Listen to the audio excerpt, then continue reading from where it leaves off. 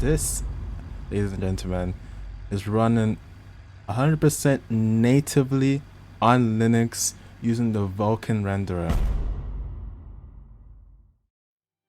Ladies and gentlemen, the game called BeamNG, and if you read my blog, which I will link in the description and the comments, I did a blog on should you switch to Linux, and I talked a bit about the game BeamNG, which is an ultra realistic, I don't want to say crash simulator because it isn't really a crash simulator, it's more than a crash simulator. It's a game where like everything is simulated, like the entire car, the entire drive chain, the engine, everything, all the components of a car functions, and like they all talk to each other, and it's just, I don't know how to describe it, it's out my words, alright? It's just an insane game, okay? But in this video I'm not gonna go into how insane BeamNG is. If you know BeamNG, then you know it. If you don't know it, then you don't know it, okay? I'm not gonna go in too deep into it, but anyways, so for the longest time we've been playing BeamNG through Wine, but since its release, this is initial release in 2013, was it? It has always been a Windows game. It's always ran on Windows and nowhere else. Not even on Mac. It's always ran on Windows, okay? And this wasn't really recent. This has been like, it's been a year now since they began releasing Linux builds, native Linux builds of this game, of this BeamNG game. And you know what? I'm just gonna launch it here. I'm gonna talk a little bit more while we play the game, you know, because like I don't want to be just sitting on my desktop. But this is BeamNG, the latest version. So this is version 33.1.0 because this is the hotfix of version 3.3. This is the hotfix for it, and this, ladies and gentlemen, is running 100% natively on Linux using the Vulkan renderer. Like, you might not be amazed by that, but I am amazed by it because I don't think we've ever had a game this complicated running on natively on Linux. By the way, this is a paid game, by the way. It's not a free game, it's not open source, it's not any of that. This is just, you know, I wouldn't say it's an ordinary game because it's more than an ordinary game. This is an insane driving simulator. This is like, this is just the best driving simulator. I don't care. But opinions aside, okay, these developers have been working on porting their entire game over to Linux so it can run natively on Linux. I'm gonna link the blog post below of the blog post of the game running natively in Linux. But by the way, before I talk anymore, this is very, very experimental. Everything right here is experimental, of course, because they still haven't finished it. They haven't even finished the Vulkan implementation of this game, and this is running on Vulkan on Linux. Like, you don't understand, because I've tested this game so many times, and like, it's never been this perfect on Linux. This has been the best update so far in terms of Linux support. And I am just driving the stock car, so let me just switch my car over to a different one because I have just been driving the stock car. Let's get a little bit more interesting. So yeah, I don't know what to say other than just yap about how amazing it is for this game to be ported over to a platform like Linux. Like, let this sink in. This is a complete native game engine. They built this game engine all by themselves, right? This is their own game engine that they built, and they ported their own game engine even without the Vulkan implementation being done yet over to Linux, and it's already running very smooth, apart from one issue which I'm gonna explain maybe towards the end of this video. And this issue is actually happening as we speak, but you don't see the issue, and that's because I found a way to kind of reduce the issue from occurring, which is why you don't see it occurring. Like, it hasn't occurred so far, but I'll address that towards the end. So I don't know what we're gonna get. Let's get in a Japanese drift car. Right? I'm not good at drifting, but like, let's just get into a Japanese drift car. But it's just, I don't know. It's just insane. Like, is it just me that thinks this is such like a revolutionary thing? Like these, like this is such a massive game, right? The developers did not have to port this game over to Linux. There was no reason for them to port this over to Linux because what, like Linux is only what, like 4.3% of the desktop market share. It literally made zero sense for them to port this game over to Linux. Like they did not have to do that, right? But yet, despite the very little amount of users, and by the way, let me just check my volume real quick to make sure that, oh, my volume is actually quite loud. Let me reduce it for you guys so you can hear me speaking better. But yeah, they did not have to port this entire game over to an operating system that only 4.35% of people use. Like they did not have to do that. There's literally no reason. I would have kept on playing this game, you know, with wine. However, there actually are times where I boot into Windows just to play this game.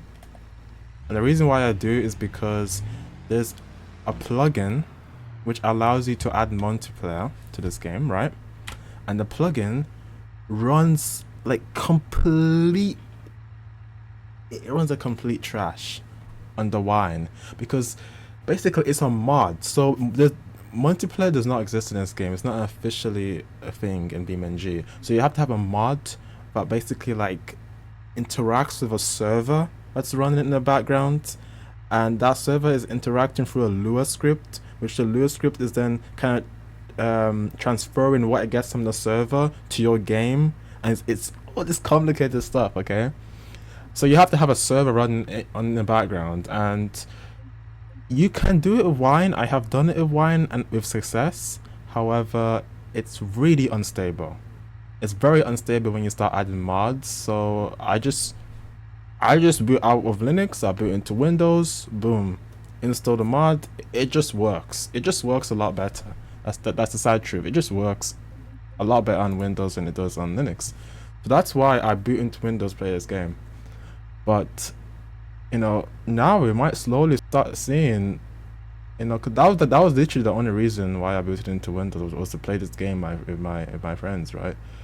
But now I might have no reason to boot into Windows now. I actually might have zero reason to boot into Windows because I've actually completely switched over. I no longer do video editing in Windows. I no longer do photo editing in Windows. I've completely switched over to open source stuff now. As you would have known if you read my blog. So again, I'm just gonna put my blog in the description. I'm just gonna quickly self-advertise, that type of stuff, self-promo. But yeah, I'm just gonna go into my camera real quick, and I want to change my camera. This camera FOV sucks. I don't know why it's always set to this. Let me just turn this down because it's actually loud for me.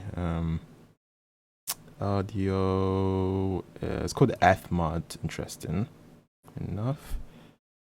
There we go. Okay, this is the drift car, by the way, so let me just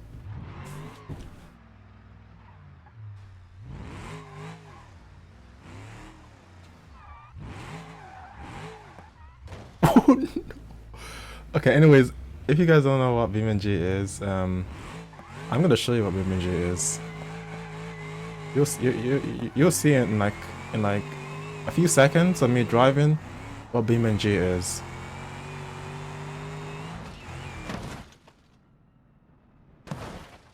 That's what BeamNG is. Yeah, that's all I really have to say today.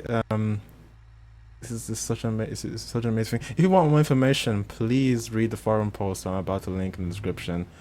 I haven't talked about the full story, but oh yeah, I was gonna tell you what the problem was. I'm having an issue with flickering. So if I go to my settings real quick and I go over to display, I actually have my FPS capped to 60 FPS here.